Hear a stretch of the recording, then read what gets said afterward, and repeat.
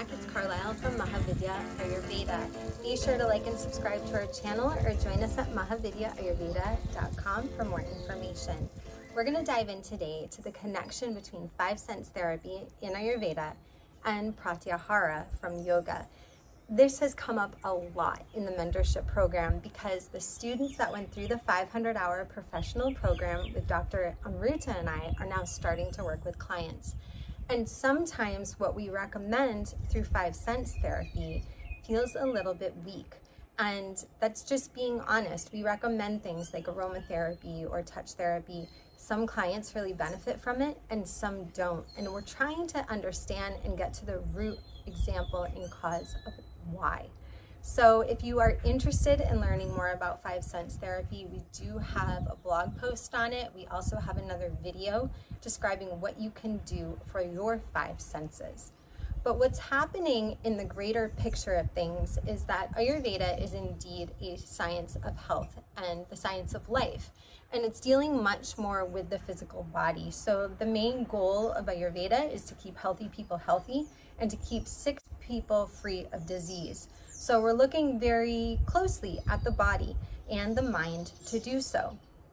In yoga, we are preparing ourselves for deeper states of practice, meditation, moksha, enlightenment, and liberation. And so these are 2 different sciences, but I see this in particular to work hand in hand.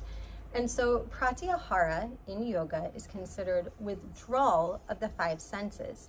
And the connection that I see to 5 sense therapy is ultimately when we're working with the 5 senses, we're trying to create a state of peace, or sattva, we would call that in the yogic and Ayurvedic practices.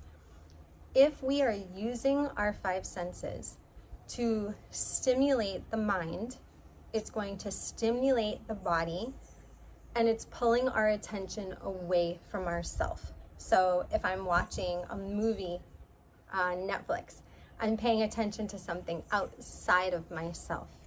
If I'm doing things that are hyper stimulating to any one of the sense channels, I'm pulling the experience outside of the inner connection to myself or the peace within myself. So we often recommend 5 sense therapy to calm the mind and keep the body in a state of equilibrium or balance when we're working with 5 sense therapy in Ayurveda.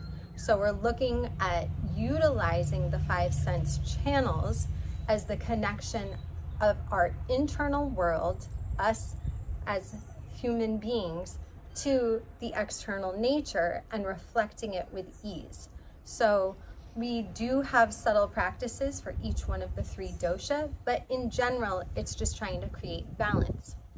Very similar in yoga, we've got to have the 5 senses not be hyper-stimulated if we want to turn inward to ourselves, where we can calm or disassociate with the 5 senses to move into meditative practice.